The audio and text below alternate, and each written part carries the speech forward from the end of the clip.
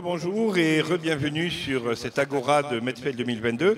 Nous attaquons notre cycle de prévision de récolte ou de plantation avec le melon. Donc nous accueillons aujourd'hui nos amis de l'association interprofessionnelle du melon, Myriam Martineau, bonjour.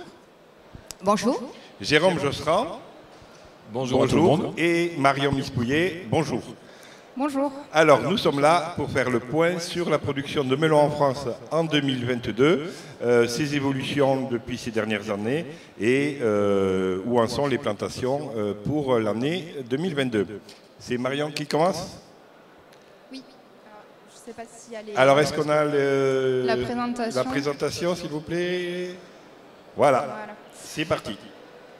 Donc voilà, donc nous présentons aujourd'hui donc les prévisions de plantation donc pour le melon charentais, donc pour l'origine Maroc, Espagne et France, donc pour cette campagne 2022. Donc c'est avec plaisir qu'on le fait enfin à nouveau en vrai, on va dire, parce qu'avant ça fait 2 ans qu'on le faisait en visio. Mais on l'a fait avec plaisir aussi, mais ça nous fait plaisir de nous retrouver, c'est vrai Marion. Voilà, donc sur la... Alors, qu'est-ce qui fait avancer la vidéo? Voilà, c'est bon.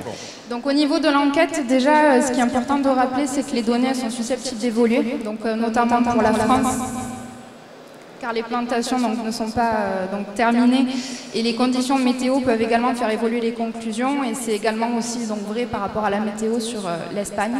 Donc voilà, donc cette enquête elle est réalisée donc, par l'AIM donc, auprès d'opérateurs de la filière donc, sur les différents pays. Puis également donc, les semenciers, les techniciens de chaque bassin de production, et puis on s'appuie aussi sur des données du coup plus nationales, donc statistiques agricoles, CTFL, Agence Bio. Voilà. Donc pour commencer donc, par les premières prévisions donc, sur le Maroc, donc on a des prévisions qui sont légèrement à la baisse sur cette origine. Donc avec le Maroc a un total donc, de 1410 hectares, donc une baisse de 75 hectares, donc qui est donc principalement une baisse sur Marrakech, donc qui sera donc cette année a priori à 950 hectares, avec 49% donc de serre et majoritairement donc 90% de charentais vert. Sur les autres régions de production, donc Kénitra donc sera stable avec donc le charentais jaune, donc du charentais jaune principalement, donc sur à peu près 120 hectares. Ensuite, Agadir, donc charentais vert, 140 hectares, et Darla, stabilité également pour ce bassin-là, avec donc du charentais vert et 200 hectares. Donc par rapport au Maroc, donc qu'est-ce qu'on peut dire de plus précis donc, sur ces différents bassins de production? Donc sur Darla, on a donc des surfaces stables avec conditions de culture qui ont été donc correctes, une récolte à partir donc, du 15 février à fin avril et des calibres plutôt corrects. Sur Marrakech, c'est sur cette région-là, donc il y a une légère baisse donc, de 75 hectares, avec donc des conditions de culture donc, qui ont été, donc il y a eu de la sécheresse, donc janvier-février, puis après des conditions pluvieuses et surtout un manque d'ensoleillement au mois de mars. Donc l'impact donc, sur les conditions du coup au niveau donc sous-abri, on est avec des plantations donc à partir de mi-décembre, donc récolte de fin mars à fin avril avec un pic mi-avril. En plein champ donc des plantations étalées donc sur janvier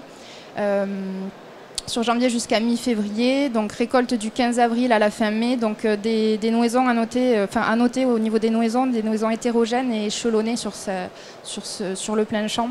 Sur Marrakech. Voilà, donc une campagne qui est ni tardive ni précoce, une répartition des calibres plutôt correcte, par contre un manque de linéarité dans les volumes à noter, et moins de volume sur mai qu'en avril.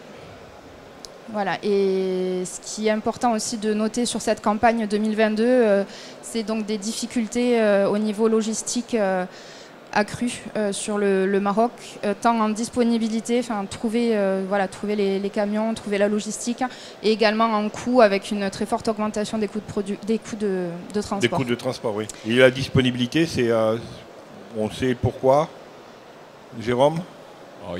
La pression donc est énorme. Il y a eu de grosses importations aussi liées à la pastèque, donc une concurrence interproduits. Et donc un premier pic qui a eu lieu, comme l'a dit Marion, en gros mi-avril, sur l'ensemble des serres de Marrakech. On peut dire qu'aujourd'hui, pratiquement la totalité de la production de serre est sur sa fin. 80-90% des surfaces sont récoltées. Donc il va rester uniquement Kénitra et le plein champ donc, de Marrakech, où on a vu les surfaces plutôt assez faibles sur tout le mois de mai. Donc assez peu de disponibles sur ce produit-là, courant mai, sur cette origine-là. On continue, Marion? Oui. Avec Et donc, il restait juste sur Kénitra, voilà, des surfaces stables, et c'est donc une région qui terminera la campagne du Maroc sur fin mai. Donc ensuite sur l'Espagne. Donc l'Espagne, donc c'est le bassin sur lequel on peut noter une baisse historique en termes de prévision de plantation. Je tiens vraiment à alerter tout le monde, c'est des prévisions qui ne tiennent pas compte de l'impact de la météo des dernières semaines, voire plus d'un mois, sur les hectares réellement plantés. Donc ça, c'est des prévisions, c'était ce qui était prévu sur le papier. Maintenant, il va falloir tenir compte aussi du coup d'une perte d'hectares qui n'est pas aujourd'hui chiffrable. Donc il y a eu de grosses pluies, c'est ça, qui ont impacté les plantations? Oui, il y a eu. Oui, depuis le 15 mars, des précipitations jamais vues. Sur le bassin de Carthagène, c'est pratiquement 600 millilitres sur un mois et demi. Et c'est pas fini, puisqu'aujourd'hui encore, on attend, entre aujourd'hui, demain et après-demain, on attend encore 50 millilitres. Donc oui, il y a un vrai retard, on le verra après, et en plantation, et bien évidemment en production. Donc les chiffres là, c'est hors c'est vraiment météo sur le papier. récent. Donc on avait déjà une perte donc, de 800 hectares, donc ce qui représentait donc, 16% des surfaces totales en Espagne. Donc on sera en 2022 donc, à 4000 hectares, sachant que la baisse est principalement donc, au niveau de la région Murcia-Alicante, avec donc 3100 hectares, donc 80% donc, de Charente jaune. Et c'est vrai que cette tendance à la baisse, on l'avait déjà vue l'année dernière, on la revoit cette année de façon bien plus importante. Alors après, il y a aussi donc, des difficultés pour certains opérateurs et la perte quand même d'un opérateur majeur sur le bassin espagnol. Mais ça fait conséquence, voilà, 2020-2021, qui étaient déjà des campagnes qui ont été compliquées sur l'Espagne et qui avaient déjà connu leur lot de difficultés en termes de météo. Et je pense que cette année, on est pire que l'année dernière et l'année d'avant. Voilà, donc après donc sur les autres bassins, on a donc Almeria, donc c'est plutôt Charente vert, donc 300 hectares, c'est stable. Séville, donc une stabilité également, donc avec du Charente jaune et 450 hectares. Et puis les autres régions où il y a un petit peu de Charente vert, donc 150 hectares au total. Voilà. Donc voilà pour l'Espagne. Après sur l'Espagne, donc Almeria, donc bon, il y a peu de surface stable, donc des cultures principalement sous serre et du Charente vert. Donc Séville ensuite, donc on a des surfaces assez stables. Entrée en production donc au mois de mai. Pour l'instant, une situation normale sur cette région a priori, notamment en termes de météo. Donc Murcia-Alicante, donc comme je le disais tout à l'heure, donc baisse historique des surfaces avec donc la conséquence donc des campagnes 2020-2021. On avait une recherche, voilà, c'est vrai que l'année dernière on l'avait vu aussi, mais ça s'est pas forcément vu après dans le concret, parce que la météo fait toujours son impact sur la campagne de melon. Mais il y avait une volonté d'être plus sur de la précocité. Au niveau des plannings et avoir des plannings de plantation plus resserrés et aller moins sur le tardif. Donc ça c'est quelque chose qu'on a revu cette année, dans les volontés en tout cas au départ. Donc pour les plantations donc sur février et les premières semaines de mars. Et donc voilà une baisse, voire arrêt pour certaines des plantations très tardives pour éviter le choc des origines France-Espagne. Et donc sur l'Espagne, à noter donc des mauvaises conditions de culture donc jusqu'à début avril et qui se poursuivent encore aujourd'hui. Donc c'est vraiment pour ça que les prévisions c'est vraiment un instant T et rien n'est figé. Voilà, on a toujours ce facteur météo qu'on ne peut pas maîtriser. Donc pas de gel, mais un climat qui a été donc pluvieux, un manque d'ensoleillement et donc froid en avril, bien plus impactant du coup qu'en 2020 et 2021. Avec donc des plantations qui ont été compromises, du retard dans les nouaisons, Voilà, il y a eu des décalages de plantation, il y a même certains hectares qui n'ont pas pu être plantés. Et donc un début de campagne a priori qui sera poussif avec des volumes confidentiels sur le mois de mai pour l'origine Espagne. Merci Marie. Oui, Jérôme. Oui, juste pour ajouter, sur le bassin de Carthagène, on est en pleine zone, en plein début de simplement d'accroche. Normalement, on commence vers le 10 mai, Carthagène-Murcia, hein, donc la zone la plus importante, vous imaginez. Donc ça veut dire qu'on a plus de 20 jours de retard. Si cette phase d'accroche coule avec les 3 jours de pluie qu'on attend, on est incapable aujourd'hui de dire véritablement quand les volumes vont arriver sur l'Espagne. Voilà. Peut-être début juin, peut-être plus tard. C'est sûr que ça ne sera pas avant 20-25 mai, ça c'est une certitude. Donc un probable risque de télescopage, mais on y reviendra. Myriam, oui. Non, juste pour rappeler qu'en melon, il faut vraiment attendre 30-35 jours entre la nouaison et le moment de récolte. Donc tant qu'une nouaison, une accroche n'est pas actée, voilà, on sait pas ce qu'on va récolter. Alors au-delà du conjoncturel et du phénomène météo qu'on vient d'évoquer, on voit quand même une baisse légère, mais baisse quand même sur le Maroc, une baisse importante sur l'Espagne qui n'est pas liée au phénomène pluie, c'est-à-dire qui va être, si j'ai bien compris, aggravé par les précipitations, mais les 800 hectares en moins, ils étaient retirés avant. Est-ce que ça veut dire qu'on est sur une décrue du melon précoce sur la France? Non, vous allez voir qu'il y a aussi une baisse en France. Ouais. Et sont souvent les mêmes opérateurs. Il y a une vraie crise dans la filière melon. On le dit depuis 2016, on ne nous a pas écoutés, on ne nous a pas cru. Là, on est en plein dedans. Et vous le verrez sur les chiffres, voilà, la filière melon est en crise. Alors on continue sur la France. Ok. Du coup, on a fini Espagne, pardon.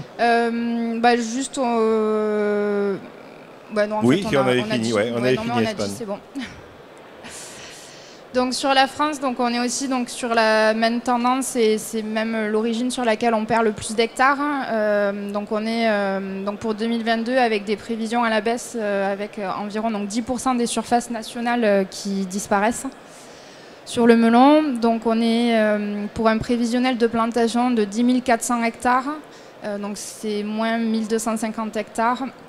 Avec, voilà, donc si on fait le tour par bassin, on a donc le centre-ouest qui est le plus impacté par la baisse, donc notamment par l'arrêt la diminution très importante d'un opérateur, d'un des leaders de la filière. Donc on sera sur ce bassin-là à 2700 hectares, dont 10 hectares en serre, donc c'est celui qui perd le plus puisqu'on perd 800 hectares sur le centre-ouest. Le sud-ouest donc suit aussi également la même tendance, mais de manière moins importante, donc on passera à 2300 hectares, donc une perte de 100 hectares à peu près. Et puis donc le sud-est, donc là c'est un phénomène après d'équilibrage, mais donc on sera a priori donc à 5400 hectares sur le sud-est, donc 430 en serre, donc les serres sont relativement stables.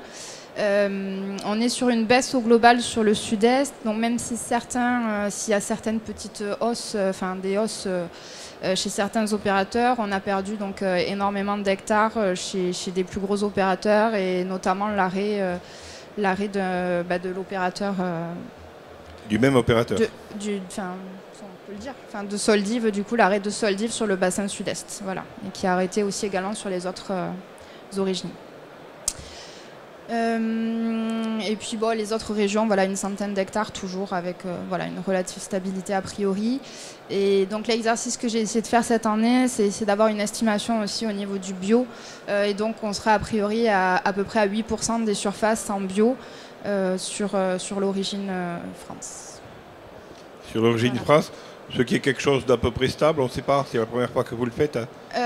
Oui, alors c'est la première fois du coup qu'on l'estime. Après, je l'avais prévu pour après, mais on sent quand même un coup de frein dans le développement cette année sur le bio et puis aussi sur la diversification en général.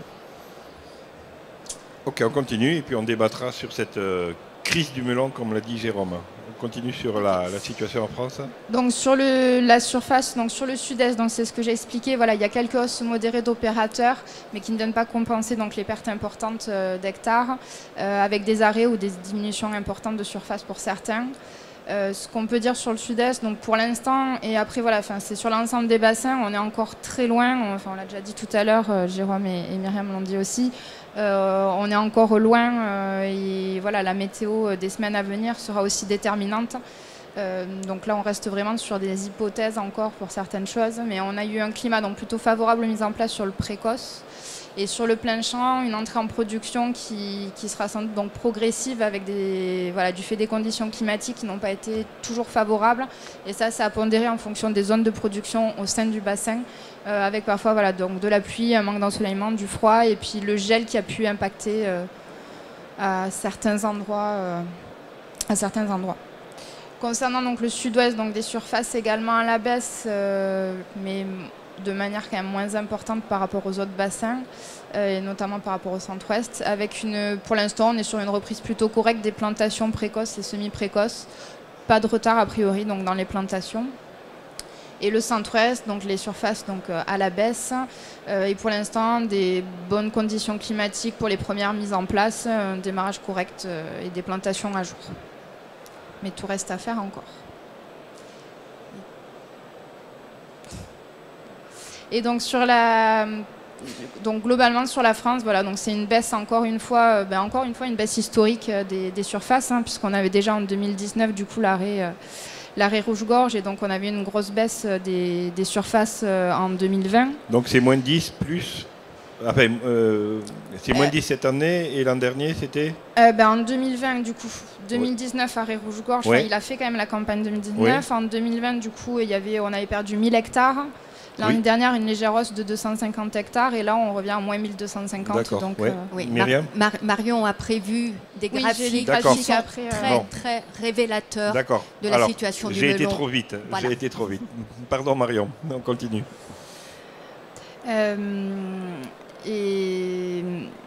Donc voilà, donc sur le gel, on est à peu près comme l'année dernière, avec c'est un effet en ponctuel, un peu dans tous les bassins, mais voilà, quelques parcelles qui ont été impactées. On est encore sur le début des plantations seulement, donc peu d'impact direct avec des plants qui ont pu être repiqués. Et puis bon, pour le sud-est, peut-être une reprise des plantes parfois difficile du fait du froid. Pour l'instant, du coup, les plantations se poursuivent. Les prévisions, en termes de volume, elles dépendront aussi donc, du climat à venir et des conditions de noison des cultures. De même pour les pics de production et l'arrivée des vrais volumes qui dépendront donc de la noison et des conditions climatiques du mois de mai et juin. Et puis une entrée donc en production qui semble prendre le chemin d'une entrée progressive avec un melon français qui sera présent au mois de mai pour les abris chauffés, vers la fin mai donc pour les grands abris non chauffés, et puis les récoltes des cultures sous chenilles avec un potentiel risque de décalage de l'entrée en production, mais ça c'est vraiment à confirmer en fonction de l'évolution des conditions météorologiques à venir. Et vraiment à pondérer. Voilà, donc c'est ce qu'on disait. Là, c'est le graphique, c'est l'évolution des prévisions de plantation en France, donc depuis 2010, où on voit bien donc, que depuis 2012, donc en 10 ans, on a perdu donc, plus de 4000 hectares, puisqu'en 2012, on était à 14 750 hectares, et en 2022, on est à 10 400 hectares. Donc une baisse assez progressive et très marquée, comme je vous le disais, donc pour les années comme 2020 et là 2022.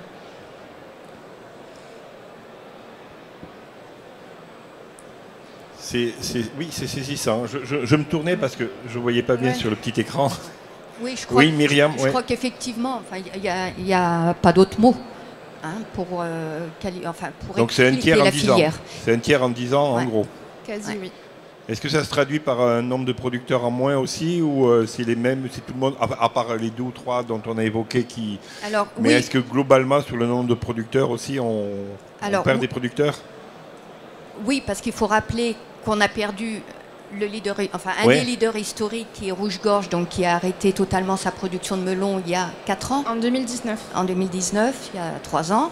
Que Soldi, donc, le deuxième leader, réduit considérablement ses surfaces.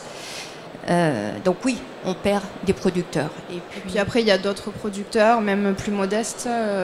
Il y a aussi des difficultés de reprise. Il y a plein d'autres difficultés. Y a pas... Mais c'est vrai que c'est assez alarmant pour une filière déjà de perdre des leaders. C'est quand même un signal c'est important. un signal fort, oui. C'est un signal de grandes difficultés de la filière. Et c'est un problème de consommation. La consommation ne suit pas. Quelle est votre analyse? Quelle est votre explication? J'imagine que vous cherchez des réponses à tout cela. Alors, pour rebondir ou au moins arrêter la baisse. Le phénomène est multiple, mais l'une des causes est économique et non pas du tout en termes de consommation. On rappelle quand même que le melon est encore le produit d'été qui est le plus apprécié, avec un taux de satisfaction au-dessus de 90%. Dernière étude CTFL 2020 qui a été publiée en 2021, je crois que c'est 92, 90, enfin bon, voilà. Je crois qu'il y a beaucoup de produits qui voudraient avoir le même taux de satisfaction. C'est économique, tout simplement parce que aujourd'hui, on n'a pas su communiquer sur le juste prix du produit. Et aujourd'hui, l'ensemble des enseignes reconnaissent qu'on est l'image prix de l'enseigne tout l'été, et donc on est souvent entre les taux, voilà, on a besoin de promotion bien évidemment pour vendre notre produit, mais aujourd'hui on ne sait pas. La promotion, c'est le melon. La promotion pour l'enseigne et l'image prix de l'enseigne, c'est le melon. Oui, et aujourd'hui tout le monde le reconnaît. Et je pense qu'on n'a pas su véritablement communiquer sur les vrais coûts de production. Voilà. Et ensuite, une melonnière, elle ne fait pas que du calibre 12 également. Donc si on ne peut pas vendre le petit melon ou le gros melon, c'est aussi une difficulté. Donc voilà, il y a beaucoup de choses à faire. Et avant tout, de travailler sur combien vaut le produit et combien il doit être au détail. Et alors je veux pas être oiseau de mauvais augure, mais on rentre dans un moment inflationniste où le portefeuille du consommateur va être encore plus sollicité. Donc ça ne va pas être simple de relancer et de recommuniquer et de réexpliquer que le melon a un prix qu'il doit être... Oui, sauf que cette année, le melon va encore coûter beaucoup plus cher en production. Donc on est très très inquiet. Mais après, les choses elles vont être assez simples à expliquer, hein. Aujourd'hui, nous, on fait comme une culture qui est saisonnière aussi. Demain, peut-être que le producteur va préférer faire des céréales sur lesquelles il y a un revenu garanti, sans personnel. Vous faites 100 hectares de céréales, vous avez un revenu garanti. Et donc, vu l'impact ou autre, oui, il est important de prendre conscience de la difficulté de la filière. J'allais y venir, vous avez piqué ma question. Il y a 5000 hectares qui ont disparu en 10 ans. Ils sont toujours là, les hectares. Les hectares, ils ne sont pas partis à la mer, ils ne sont pas partis à la rivière, ils sont toujours là. Donc il y a quelque chose à la place. Ah oui. Ils ne sont pas partis en jachère, ils ne sont pas abandonnés. Les hectares sont toujours là. Rouge-Gorge qui a arrêté continue à faire de la pomme, et à la place, mais aussi des céréales. Voilà, on a une culture saisonnière, hein, donc on n'a pas de verger. Donc il est peut-être plus facile aussi pour nous, mais c'est pas du tout notre volonté, attention. Hein, mais la difficulté est purement économique. Voilà. On se remettrait un peu plus en question si c'était variétal et si on avait une déception gustative du consommateur. C'est pas du tout le cas, encore une fois. C'est la raison pour laquelle d'ailleurs on avait refait l'étude CTIFL qui datait de 2013 et qu'il était important de remettre au goût du jour.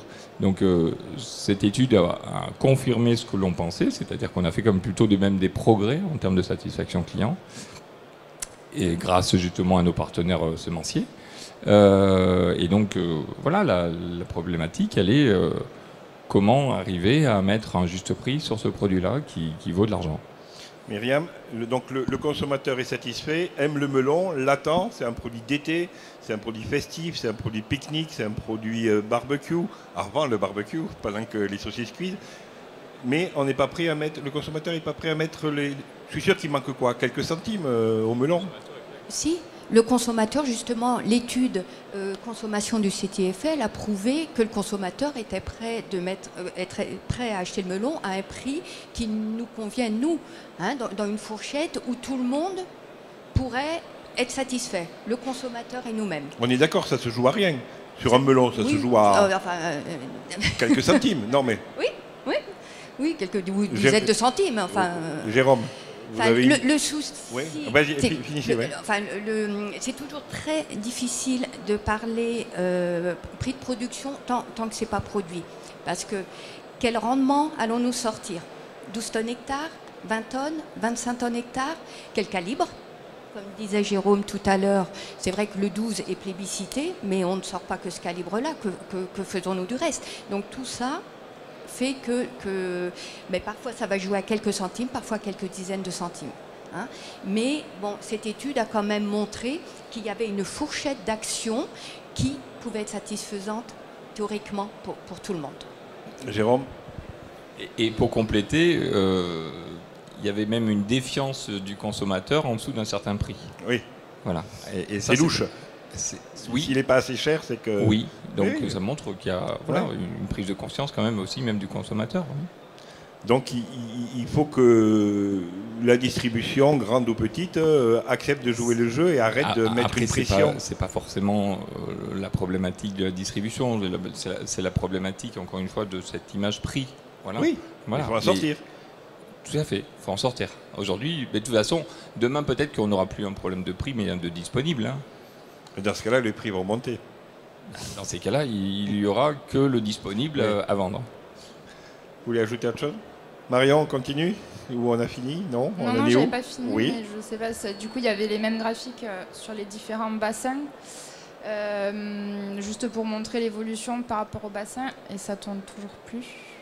Alors, du coup, on a loupé le sud-est. Ouais. Voilà. Donc sur le sud-est, du coup, c'était juste pour montrer, le sud-est est quand même un bassin qui a été relativement stable sur les 12 dernières années. Donc voilà, il a oscillé entre 5700 et 5400 hectares. Il a même progressé un peu, non? Non, au maximum, il était à 5700 et il l'était aussi en 2010. C'est un bassin qui reste quand même relativement stable à 300 hectares près, quoi. Ouais. Concernant le sud-ouest, donc c'est un bassin sur lequel il y a eu quand même une baisse assez importante et qui tend à une relative stabilité, on va dire à 5 hectares près sur les quelques dernières années. Et puis voilà, les baisses les plus importantes sont donc sur le bassin du centre-ouest, qui était il y a 10 ans à 5300 hectares et qui aujourd'hui donc sera à 2700 hectares en 2022. Avec, on voit bien du coup 2019 et du coup là en 2022 les baisses importantes par l'arrêt des opérateurs dont on a parlé tout à l'heure. Voilà, donc sur les conclusions, hein, donc tendance à la baisse sur les différentes origines, avec une très légère baisse au niveau du Maroc et une baisse donc très marquée en Espagne et baisse conséquente également en France avec le centre-ouest qui est le plus impacté.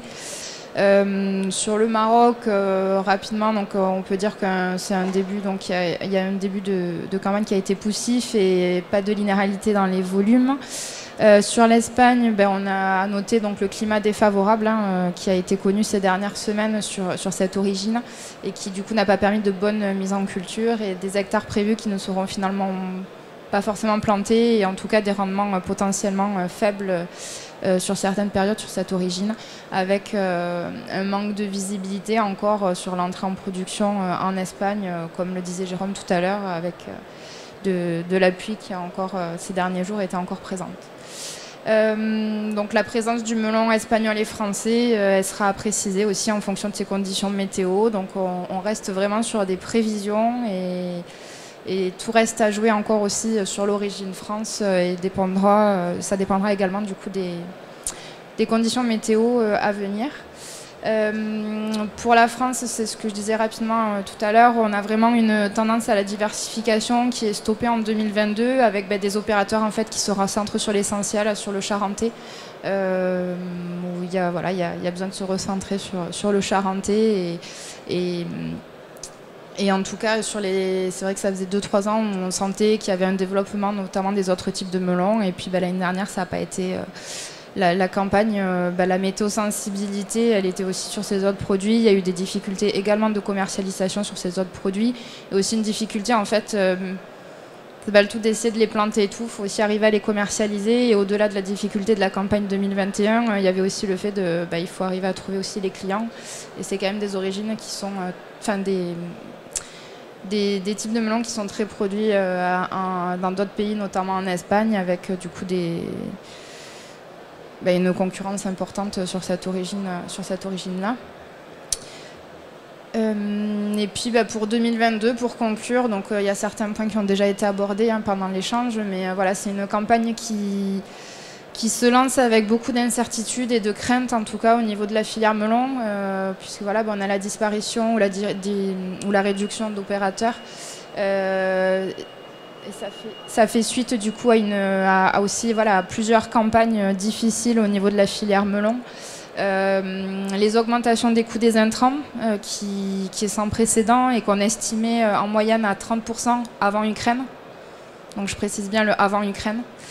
Des difficultés d'approvisionnement aussi pour certaines matières premières qui commencent à se faire sentir en production et en station, des difficultés logistiques, des difficultés aussi en main-d'œuvre, et puis le contexte de la consommation sur le rayon fruits et légumes qui a été, qu'on a observé du coup depuis l'été dernier avec l'automne et l'hiver pour lesquels ça ne s'est pas amélioré. Il y a également la loi AGEC avec des difficultés aussi pour trouver du coup des solutions. Et la loi AGEC, c'est l'interdiction du ruban ou du stick. Oui. Voilà, qui permettait d'identifier le melon. Et puis aussi un autre point, alors qui sera peut-être plus important pour l'année prochaine, mais voilà, on commence à sentir aussi une pression sur la location des terres suite à l'augmentation des prix des céréales. Et puis en fonction aussi de 2022, de la campagne 2022, il y aura peut-être aussi des évolutions et des choix stratégiques qui seront faits par les producteurs entre le melon et la céréale. Bien sûr, oui, avec la demande de céréales qui va augmenter. Myriam, un petit mot? Et des prix de céréales qui sont fixés, des prix de céréales qui sont fixés longtemps à l'avance et sûrs. Et donc qui permettent à l'agriculteur d'arbitrer et de se dire, voilà. Tout à fait, chose qu'on ne peut pas faire nous avec le melon parce qu'on ne sait pas quel prix on va vendre cet été. Donc voilà, donc la filière est inquiète de savoir si on pourra répercuter ces hausses d'intrants.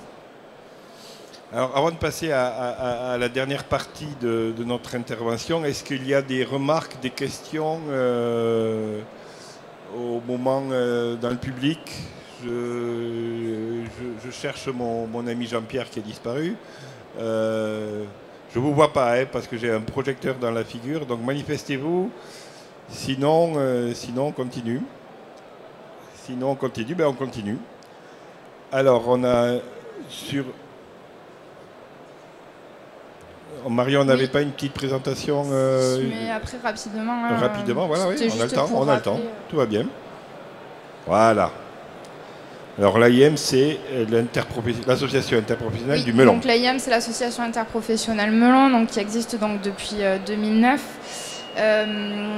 où donc, on représente les producteurs, les expéditeurs et également donc, les semenciers et les techniciens aussi des stations d'expérimentation spécialisées dans le melon. Donc on est interprofession, puisqu'on représente donc plusieurs métiers au sein de la filière melon, avec donc des producteurs et des expéditeurs qui sont situés dans les trois grands bassins,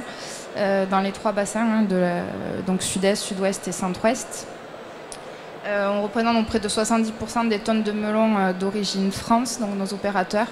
Et voilà, on représente à peu près un peu moins de 300 producteurs, expéditeurs et expéditeurs sur la France. Et voilà, donc l'objectif c'est de fédérer tous les acteurs de la filière melon pour avancer sur des thématiques communes. Donc on a différents sujets. Donc la commission, tous les travaux de l'AIM sont gérés en commission avec des opérateurs et des adhérents de l'AIM. Il y a également des semenciers qui participent, avec donc des adhérents de l'AIM qui participent bénévolement du coup aux différents travaux, qui donnent de leur temps. Donc la commission calibrage, donc qui travaille sur l'accord interprofessionnel calibrage, sur lequel on a refait un très gros travail pour son renouvellement. Depuis l'année dernière maintenant, puisqu'il arrive à échéance à la fin d'année 2022. Ensuite, il y a la commission technique où l'objectif c'est de définir et coordonner du coup, les axes de travail déterminés par les besoins tant techniques que commerciaux. La commission donc, agroécologie où il y a une tentative de travailler sur une charte et en tout cas en production sur une charte. La commission donc, banque de données, donc ça c'est un partenariat qui a été mis en place à la DGCCRF. L'objectif c'était de mettre en place donc, une banque de données et de lutter contre... travailler sur les fraudes. Déterminer en fait des critères qui permettent de définir l'origine des melons et donc avoir une banque de données derrière et que les fraudes puissent utiliser cette banque de données. Donc ça c'est un projet qui a pris fin l'année dernière où ça a abouti. Et donc la DGCCRF aujourd'hui utilise et est propriétaire d'un outil et a priori a pu l'utiliser l'année dernière déjà sur la campagne 2021. L'idée c'est on fait des analyses du melon, on est capable de dire s'il a été produit en France ou pas. Ça s'appelle lutter contre la francisation. Dans différents types d'analyses et dans différents dans live, modèles statistiques.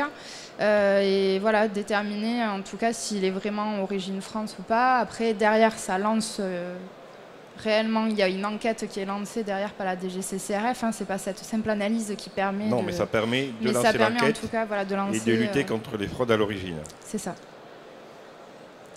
Donc ça, c'est un sujet qu'on a réussi à aboutir du côté de l'AIM. Après, la commission Charentais, où l'objectif c'est de proposer un nouveau nom pour la dénomination Charentais, où là, du coup, on a aussi énormément avancé et on est en échange avec du coup l'instance au niveau des normes C2ONU, donc via la DGCCRF également, qui représente du coup la France à ce niveau-là. Ça veut dire que vous l'avez trouvé le nom? Allez, un scoop. Non, il n'y aura pas de scoop. Mince. L'an prochain? Ah oui, l'an prochain, oui. Bon, d'accord. Rendez-vous l'an prochain pour le nouveau nom du Charentais. Ça fait 20 ans que le sujet est sur le tapis. On n'est plus à un an près. Hein. Mais vous nous le gardez pour Medfeld 2022 alors? Je ne sais pas. 2023. 23, pardon. Merci Marion. Voilà, puis qu'est-ce que je vais dire? Oui, c'est donc un travail de longue haleine et qui s'est accéléré ces 2 dernières années. Bon, super. Et puis, on a fini? Non? La commission, il y a la commission communication également, donc avec la communication autour auprès du consommateur autour de l'identifiant au melon de nos régions. D'ailleurs, j'avais des diapos aussi. Est-ce qu'on peut nous remettre voilà. Il y a la commission aussi qu'on appelle commission client, où c'est tout le suivi de marché, les prévisions de plantation et les bilans. Et puis en termes de communication, du coup, pour 2022, on reste sur la même stratégie en tout cas que ce qui avait été lancé sur ces 2 dernières années, où l'objectif c'est de vraiment donner envie aux consommateurs et multiplier aussi les occasions, les usages autour du melon et remettre en avant l'humain, le producteur et tout le savoir-faire qu'il y a autour du melon. Voilà, c'est tout simple, mais chaque melon est récolté à la main et on est quand même un des rares produits. Enfin, il y a des produits qui le sont récoltés à la machine et c'est quand même tout un savoir-faire. Enfin, que chaque melon soit récolté à la main, c'est quelque chose que le consommateur ne sait pas et qui nous paraissait évidente, mais qu'il est important de mettre aussi en avant. Donc après, voilà, on a différentes stratégies de communication, avec notamment la stratégie digitale, avec Jeux Concours et sur les différents réseaux sociaux, création de recettes illustrées, des partenariats avec les influenceurs. On va donc remettre bien en avant aussi tous les contenus qu'on a créés l'année dernière, notamment on a 3 vidéos, une vidéo par bassin, des photos, des recettes qui ont été créées. On refait également du coup un poster pour expliquer aux consommateurs comment choisir un melon, parce qu'on s'est aperçu que c'était la question qui ressortait le plus au niveau du consommateur. Et puis on continue du coup nos publicités digitales sur les applis météo, puisqu'on trouve que c'est un bon clin d'œil pour ce produit qui est très météo sensible, avec un message adapté à chaque fois en fonction du temps. Donc dès qu'il fait soleil, bing, il y a un melon qui apparaît. Besoin de fraîcheur, manger un melon. Et les posters, ils seront distribués chez les commerçants, c'est ça? Ah non, les posters, comment choisir un melon, non, ça sera en version électronique, où chaque commerçant du coup pourra le prendre et l'imprimer. Et les publicités digitales, du coup, c'est sur les applis téléphone ou Internet. Voilà. Parfait. Et puis on relance également du coup sur la relation presse, avec notamment là on va poursuivre dans notre démarche avec du coup la mise en place d'un voyage de presse. Dans quelle région? Dans le sud-est, a priori. S'il faut le faire le plus tôt possible, donc c'est dès qu'il y aura du melon. Oui, dès qu'il y aura du melon. Parfait. Un dernier mot? Une conclusion? Myriam, présidente. Oui, alors moi j'aimerais... oui, alors c'est toujours compliqué depuis un an ou deux parce qu'on a l'impression d'être porteur de mauvaises nouvelles. Hein, c'est jamais agréable de parler d'une filière en difficulté. Bon voilà, donc on va essayer... Tu termines par une histoire drôle. Donc non, je suis pas, je sais pas raconter d'histoires drôles, donc je vais pas le faire. Par contre, bon, je vais finir quand même sur une note d'optimiste en disant qu'on va avoir confiance, hein, et qu'on va dire que tout reste à faire. Et que nous, on sera là pour effectivement fournir un bon melon aux consommateurs français. Le point positif, c'est que le consommateur est demandeur. Marion? Et puis on espère du soleil tant pour la production et surtout pour la consommation. Eh bien, merci à tous. Merci Myriam, merci Marion, merci Jérôme. Merci pour votre fidélité. Vous étiez là pendant les 2 années de Medfel à distance. C'était difficile pour tout le monde, mais c'est appréciable de pouvoir compter sur les amis, les fidèles. Et à l'année prochaine, 2023, avec le nouveau nom du melon charentais. Prochain débat à 15h30, l'agriculture française à l'heure de la transition compétitive avec David Jaiz. À tout à l'heure. Merci.